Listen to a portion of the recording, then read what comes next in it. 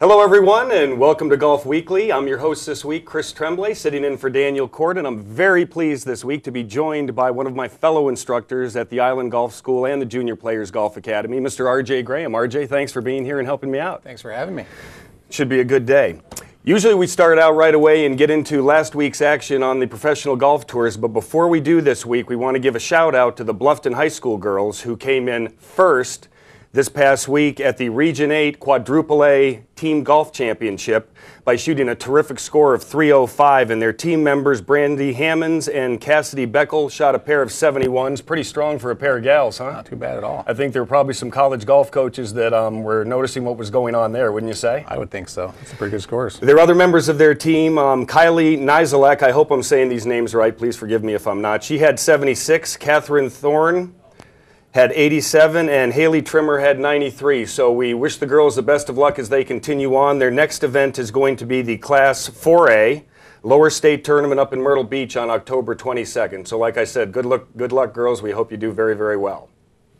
RJ, as we get to this time of year on the Pro Golf Tours, it gets to be very exciting. There's 2 events left on the PGA Tour, and everybody that's kind of at the bottom of the money list is scrambling to get into the top 125. I know you've got a list of players there that I think a lot of our viewers at home are going to recognize that maybe they don't realize how far down on that money list they really are.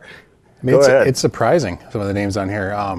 At 125, we have Billy Mayfair. 129, Gary Woodland. You wouldn't think to see that name down there. And, you know, at the beginning of the year, everybody was mentioning his name in the Ryder Cup conversation. Yeah. And, you know, he's had some injuries this year that have probably prevented him from playing as well as he can. Yep. But still seeing him at 129 is a bit of a surprise. It is a surprise. We have Tim Herron at 135. 136, we have Jerry Kelly. 141, John Daly.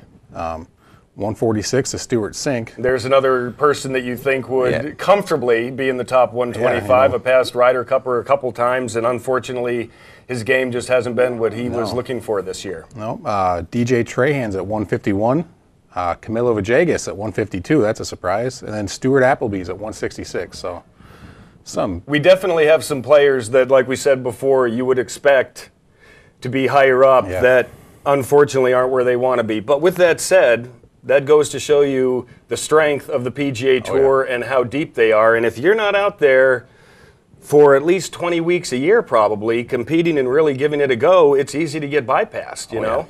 And there's a lot of good rookies this year. They certainly have come to the forefront, and it should be interesting to see what happens. The next 2 weeks, they have the McGladrys. That's this week. They're playing down at Sea Island, Georgia on the Seaside course. And needless to say, down there they've got some home players. They all live right there and practice and play at the Sea Island course. You have, of course, Davis Love, the Ryder Cup captain. Brant Snedeker, winner of the FedEx Cup. Matt Kuchar, another Ryder Cupper. Zach Johnson, another Ryder Cupper. Jonathan Bird, Lucas Glover, Mark Anderson, and from Savannah, Brian Harmon. So it should be interesting to see what those players do. But you would think, hanging out there, they probably should have a little bit of a home field advantage, so to speak. They should know a little course a little bit better than some other people.